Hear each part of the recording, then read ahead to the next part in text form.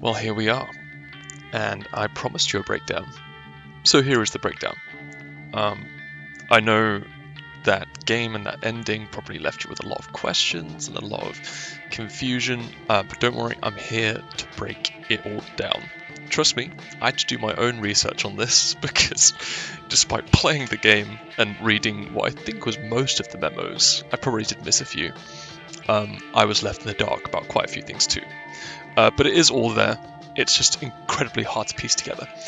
Um, so let's begin. This is just going to be like an unscripted ramble, by the way. So, forgive me if I do ramble on a little bit, but I just kind of prefer this way of recording. I just think it's a bit more fun. But like I said, let's begin with Alessa, because she is literally the key to all this. She is literally the foundation for why the game's plot is even happening. So who is Alessa? Well, she is the daughter of Dahlia Gillespie. Dahlia Gillespie is the crazy woman that we see in the church and throughout the rest of the game. And Alessa was essentially abused and tortured by her mother and the cult that she belonged to for a ritual that was going to bring about the apocalypse / revelations. Yeah, big stuff already. In my opinion, this is kind of where a lot of Silent Hill 1 gets its kind of Christian roots. I feel like a lot of people don't really like to draw comparisons between Silent Hill religion and real world religion, but I think it's definitely there. And I feel like if you ignore it, I feel like it's not really doing the game any justice. It's definitely there. Not to say that real world religion does follow this, but the inspiration is certainly there. And just to sort of go into that even more, we need to ask the question, why Alessa? What's so special about her? Well, there's some theories. One really important one is that we don't know who Alessa's father is, and he is never mentioned, he's never known. So it's entirely possible that Alessa was the sort of birth of magic and her own mother, in this sort of twist on the whole Virgin Mary giving birth to the baby Jesus, in a way. It's kind of like that. So really, she kind of entered the world in some sort of psychic ability and magic tied to her, and also tied to the cult. And also, something else we see in the game is in the elementary school. We read that note about how young girls who are sort of exposed to this kind of trauma kind of gain this kind of psychokinetic ability in a way. I mean, at least that's how it works in the game universe. That's how it's sort of partly explained. But yeah, Alessa is special. She has powers, okay, and her mother and the cult want to use them to bring about the apocalypse. So who else is helping with this whole situation? Well, guess what? It's Kaufman. That's right, the crazy guy in the business suit. That's the man. What was he doing? Well, Kaufman is a manufacturer of a drug called White Claudia, and it's kind of unique to the Silent Hill region, and I believe it was always sort of used in ancient rituals within the Silent Hill region. But here it is used to control the disciples of the cult. It is highly addictive, and Kaufman is effectively profiting off the cult by selling them this drug. So yeah, that is pretty much the extent of his involvement, and it's kind of like his deal with Dahlia. That's really the whole idea. He doesn't really want to get involved in the magic stuff. He just wants to sell drugs. Why not? So while all this is going on, Alessa doesn't want to go through with the ritual. Why would she? It's horrible. And so she uses her own power to disrupt the ritual, and she splits her own soul in half. This means that the ritual can't be completed, and therefore, the sort of effect of the ritual is limited to Silent Hill. At the same time, so half of her soul remains with her own body, and the other half emerges as a baby on the outskirts of Silent Hill, and this baby is then found by Harry and his wife, Harry Mason. So after this, who's going to be looking after Alessa? She is greatly injured. I think there was a fire or something like that. I think she might have caused it herself. Maybe in an attempt to kill herself or to kill the cult. I'm not sure, but it is mentioned. And she is greatly wounded, but despite her mortal wounds, she is still alive. So who's going to be looking after her? That would be Lisa. That's right, Lisa Garland, who works at the hospital. She is essentially Alessa's #1 carer. And so why is she roped into this? Well, Lisa is hooked onto White Claudia, the drug, by Kaufman, and is therefore roped into this whole thing. Lisa becomes completely dependent on Kaufman, and so she does all of his bidding. In fact, there is a videotape that we sort of see in the game, and in that it's entirely possible that Lisa is talking to Kaufman on that videotape. She's sort of describing the trauma of looking after Alessa's real rotting body that persists to live, and it's like she's pleading with him that she doesn't want to do this anymore. It's too much. It's really quite sad how Lisa's kind of used and mistreated like this. But yeah, this is still all before the events of the game. But now we're going to get into the events of the game. So years later, Harry's wife unfortunately passes away, and Harry is only left with his daughter Cheryl. And so he decides to take Cheryl on a vacation to Silent Hill.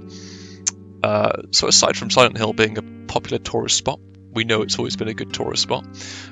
It's likely that Cheryl probably asked Harry to take her there herself.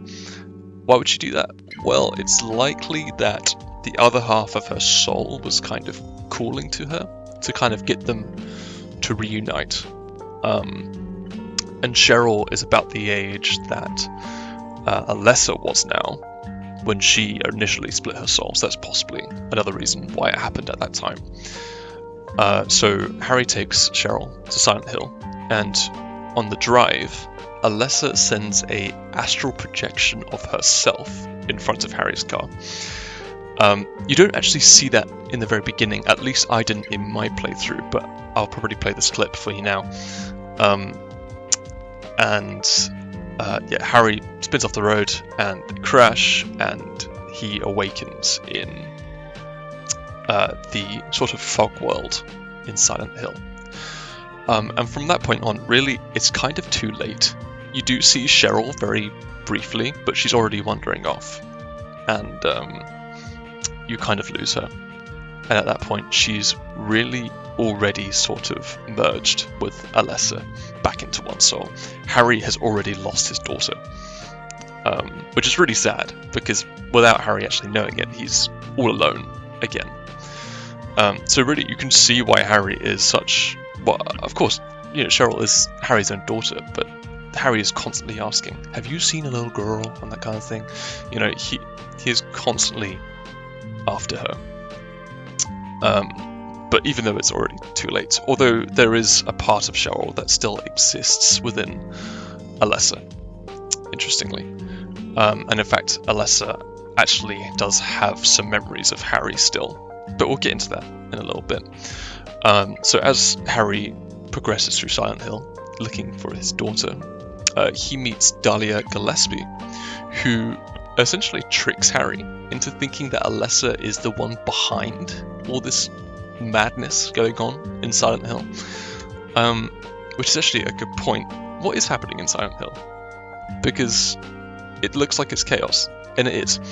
So Silent Hill is essentially split into three. So we have the real world, the fog world, and the other world. So the real world is where life just sort of resumes normally.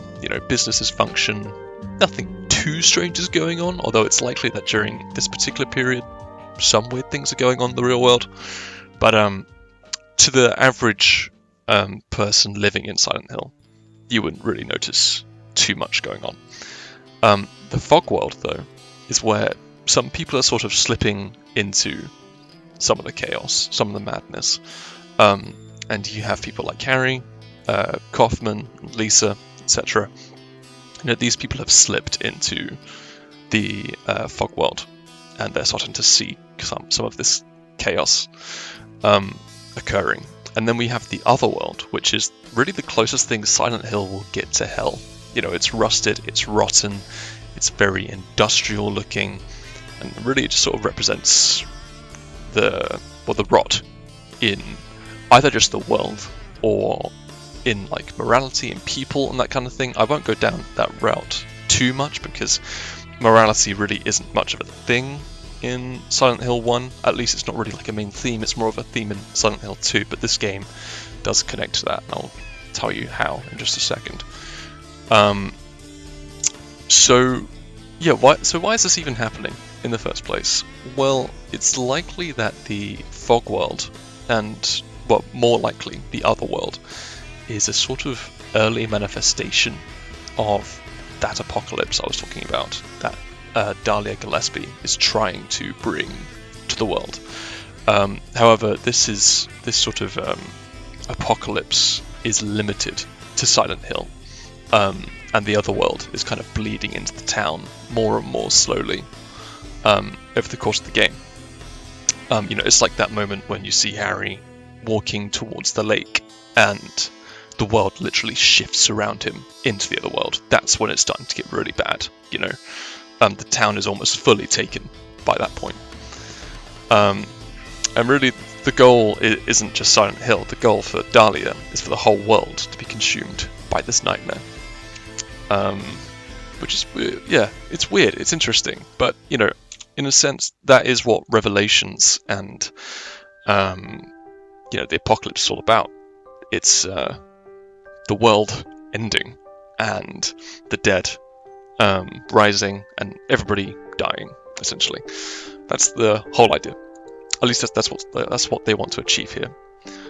So Dahlia gives Harry something called the Flower Rose. What the Flower Rose actually is, hard to say, but we know what it does. So that the Flower Rose is capable of greatly wounding Alessa. And Harry is completely unaware of this, but he carries it with him anyway, in pursuit of his daughter. So what is Alessa doing this whole time? Why are we sort of constantly one step behind Alessa? Kind of like when we find her at the top of the lighthouse, and she sort of disappears. We're too late. But it's never really explicitly said what she's doing, and I honestly cannot see much speculation on this either. Which is, fair enough, but I'm going to give a little go at it myself, and I'm going to say that Alessa is trying to stop the ritual from spreading any further than Silent Hill. This is probably why you see that giant pentagram at the top of the lighthouse.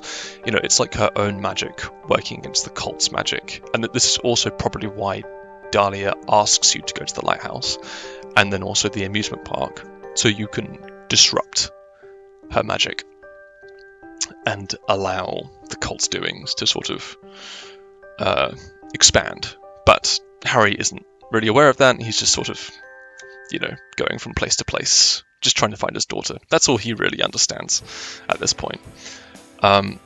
So eventually Harry catches up to Alessa, and the Flower Rose triggers, and it greatly wounds Alessa, just like planned, and Dahlia swoops in and apprehends her with some powerful fucking magic. The magic knocks out Harry and brings him into Alessa's nightmare, where he discovers the truth of all of this, if you are able to piece it together, which is what we're trying to do right now. In her nightmare you see pretty much visions of Alessa's past and, what Kaufman's relation was to Gillespie, and really it is just trying to piece it together for you, but really you won't know much unless you've picked up every other memo in the game that partly explains it, as well as if you listen properly to all the dialogue and all the characters, and even then you're going to struggle to piece the story together because it's very disjointed as a narrative. But anyhow, also what occurs in the nightmare is that we see the tragic fate of Lisa which is really sad. It is one of my favorite moments in the game, but it's also just quite sad. So it's a twist, really. It turns out that Lisa has actually been dead all this time. Okay, and she is just like the other undead hospital staff that we see throughout the rest of the game as well. She's just like them. She never realizes it herself, but in that moment she knows she's just like them and is therefore a victim of this micro apocalypse that's going down in Silent Hill. You know, she is undead, and that's when you see her face bleeding and she starts to stumble and she starts to take on the sort of characteristics of those other monsters that we see. And it's really sad because you can sort of see that she's still there and she's crying, and it's really sad, but it's so well done. But she isn't gone just yet, and again, we'll also get back to that. Now, we're going to the final confrontation now, and here we see Kaufman appear, who is clearly sided against Dahlia now. Why is that? I thought they were working together. Well, like I said, Kaufman probably had no intention of getting involved in the magic and ritual side of the cult. You know, likely he was only there to profit off the cult and manipulate Lisa with White Claudia. So when things start going badly, he turns against her, using his contingency plan. I think you say it as Aglofotis. Now, you're probably wondering, what the hell is Aglofotis? Great question. It's never explained in the game. It never is. I don't think it ever is. I could be wrong, but I don't think it actually is properly explained. But what we do know from how you use it, it is likely some kind of special red liquid that is capable of exorcism. So this is why he uses it, so he can stop the ritual and sort of exorcise Alessa. But either it's too late when he uses it, or the exorcism merely causes this newly born god to emerge out of Alessa's body. And this is what we see in the final boss fight. But luckily for us, Harry, this absolute incredible man, is able to take down this newly birthed god. And, that's the thing. Harry was able to kill a god. Can we just skip past that real quick? No. To be fair, it is likely that the god was weak after just being born, or perhaps Kaufman's Aglofotis actually did help weaken it when he threw it at Alessa. Hence why Harry was able to kill a god.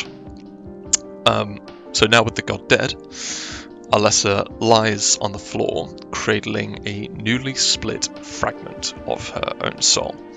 And I think Alessa may be dying here, and this fragment of her soul is like the only thing that can live on.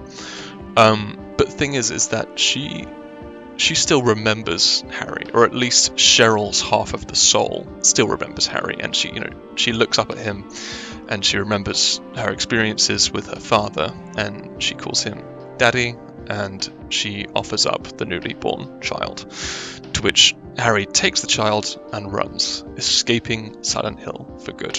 Kaufman, though, is not so lucky, and a vengeful Lisa Garland, I love this bit, returns and grabs him and holds him back so they can both burn in hell, essentially.